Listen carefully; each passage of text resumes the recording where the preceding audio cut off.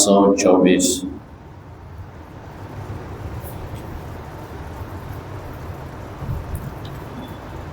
سورہ قاف آیت نمبر 17 سبحانك لا علم لنا إلا ما علمتنا إنك أنت العليم الحكيم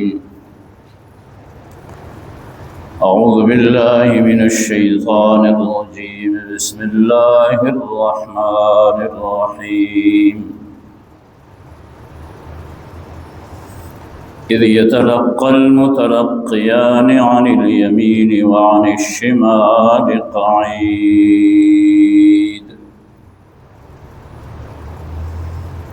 ما يلفظ من قول إلا لديه رقيب عتيد وجاءت سكرة الموت بالحق ذلك ما كنت منه تحيد صدق الله وصدق رسوله النبي الكريم ونحن على ذلك لمن الشاهدين والشاكرين والحمد لله رب العالمين۔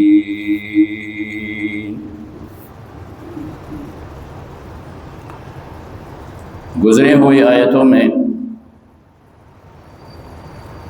اللہ تعالیٰ نے اپنے علم کا اظہار فرمایا تھا،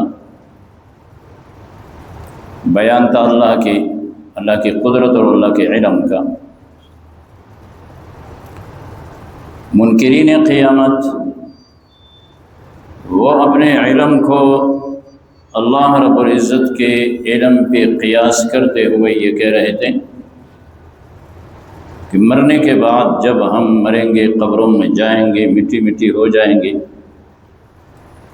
پھر اس وقت دوبارہ زندہ ہونے کا کوئی امکان ہی نہیں ہے، جس کا اللہ رب العزت نے جواب دیا تھا کہ اللہ کے علم میں ہے، اور اس وقت سے اللہ کے علم میں محفوظ ہے، لوح محفوظ میں یہ لکھا ہوا ہے کہ تمہارے جسم کے اجزاء کہاں کہاں ہوں گے، اللہ کے علم میں۔ تم اپنے علم کو اللہ کے علم پہ قیاس مت کرو۔ اب گزری ہوئی آیت کریمہ میں اللہ کریم نے پھر یہ ارشاد فرمایا کہ انسان کو میں نے بنایا اور اس کے جی میں آنے والے خیالات کو بھی میں جانتا ہوں، اور پھر اس کے رگ حیات سے بھی میں زیادہ قریب ہوں۔ یہ میری قدرت کاملہ، میرا علم کامل۔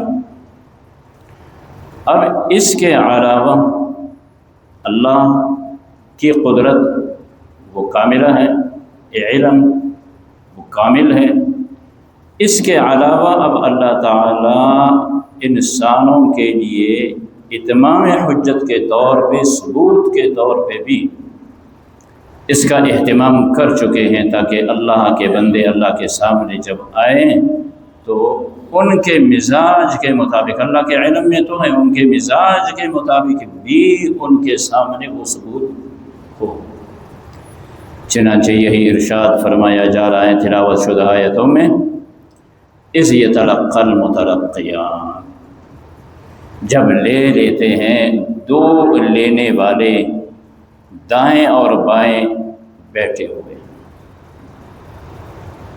کیا؟ انسان کے کندھے پہ اللہ تعالیٰ نے فرشتوں کو بٹھایا ہے۔ اب یہ انتظام ہے جو اللہ پاک کر چکے ہیں، اس کا بیان فرماتے ہیں۔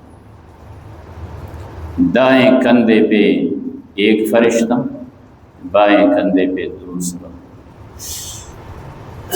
کرتے کیا ہیں؟ انسانوں تمہارے اعمال کو لکھتے ہیں۔ دائیں کندھے پہ ہیں وہ انسان کے نیک عمل کو لکھتا ہے، جو بائیں کندھے پر ہیں وہ انسان کے برے اعمال کو لکھتا ہے۔ یہ محفوظ ہو رہے ہیں۔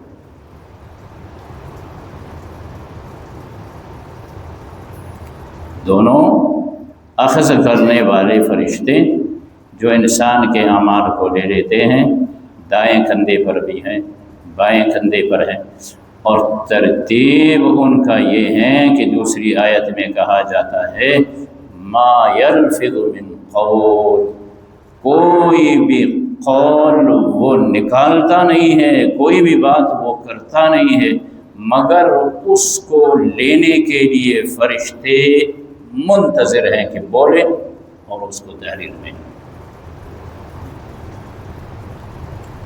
ایک ایک بات لکھی جاتی ہے۔ یہ کیا ہے؟ یہ ثبوت۔ جب تک انسان زندہ ہے یہ اس طرح لکھے جاتے ہیں، یہ اس کی زندگی ہو گئی۔ دوسرے مقام پہ بھی قرآن نے کہا ان رسولنا یکتبون ما تمکرون، تم کرتے جاؤ، ہمارے رسول لکھتے جا رہے ہیں، لکھتے جا رہے ہیں۔ جب انسان مرتا ہے اس کا اعمال نامہ بند ہو جاتا ہے، یہ لکھائی بند ہو جاتی ہے، یہی فائل اس کے گدے کے ساتھ چسپاں کیا جاتا ہے۔ وہ اس طرح کا نہیں ہے کہ کاغذ ہیں وہ فائل پھر خراب ہو جائے، اللہ کے علم میں ہے کس طرح ہے، اللہ ہی بہتر جانتا ہے۔ مردے کے ساتھ قبر میں چلا جاتا ہے، پھر جب قبر سے اٹھتا ہے اللہ کے سامنے آتا ہے تو اس وقت اس سے پھر کہا جاتا ہے اقرأ کتابک کفی بنفسک اليوم علیک حسیبا، یہی فائل، یہی کتاب جو فرشتے دائیں بائیں کندھوں پہ اس کو لکھتے جا رہے ہیں، اس کو جمع کر دیا، قبر میں بھی ساتھ ہیں، جب اٹھ گیا اس کو تما دیا جاتا ہے اور اس سے کہا جاتا ہے پڑھ۔ بہت سخت مرحلہ ہے، اللہ آسان فرما۔ کفی بنفسک اليوم علیک حسیبا، تو خود اپنا محاسب بن، اپنا حساب محاسبہ کر۔ 12 تیسری آیت میں اللہ کریم ارشاد فرماتے ہیں یہ چیزیں کب ہوں گی، یہ اعمال نامہ کب سامنے آئے گا، اسی پہ تو بات ہو رہی ہے۔ کذالک الخروج، یعنی سورۃ قاف کا دعویٰ کیا تھا کہ انسانوں تم قبروں سے نکالے جاؤ گے، جو تم اللہ کی وحدانیت کے قائل نہیں ہو اور آخرت کا عقیدہ نہیں رکھتے ہو، کہا تم آخرت میں اللہ کے سامنے آؤ گے، اعمال نامہ تمہارا ہوگا، تو اس کا تو تم انکار کرتے ہو۔ اس پیشی کا مقدمہ کیا ہے؟ وہ موت ہے۔ موت کے بعد پھر یہ سلسلہ شروع ہو جاتا ہے۔ پہلا مرحلہ اس کا موت ہے۔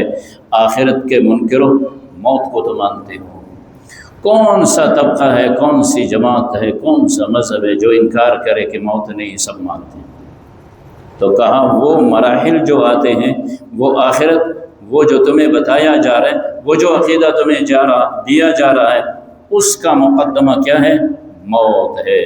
اس لیے تیسری آیت میں پھر اسی کا کہا جاتا ہے کہ اس سے پہلے موت نے آنا ہے۔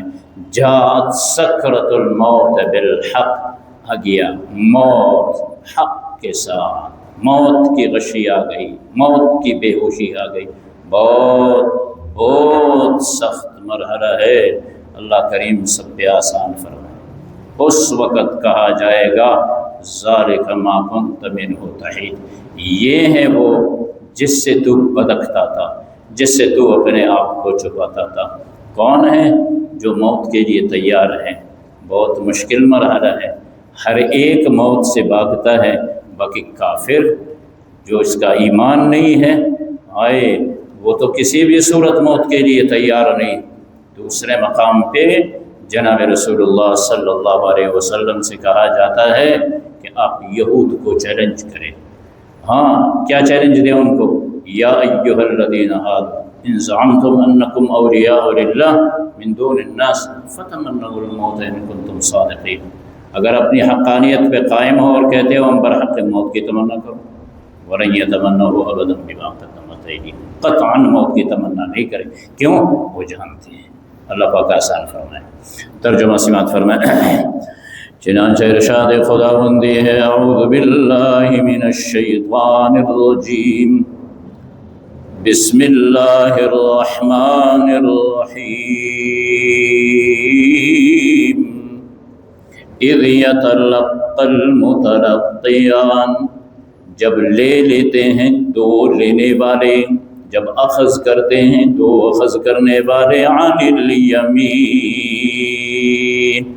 دائیں سے، وعن الشمال، اور بائیں سے، دائیں کندھے پہ اور بائیں کندھے پہ فرشتے، قعید، بیٹھا ہوا ہے۔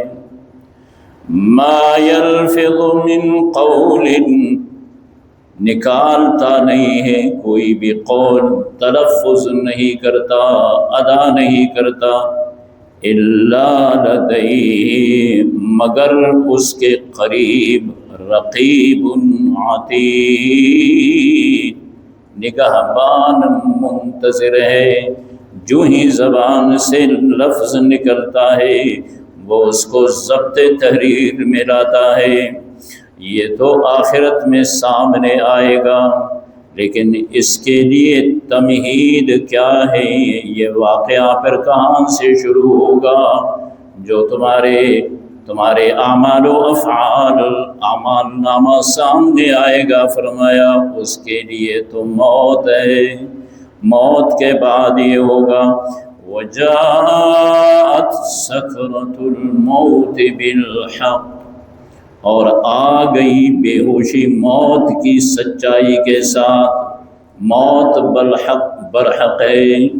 اور جس وقت یہ بے ہوشی آئے گی تو یہ کہا جائے گا ذَلِكَ مَا كُنْتَ مِنْهُ تَحِيدُ، ہے یہ وہ ہے جسے تو باغتا تھا، بدکتا رہتا تھا۔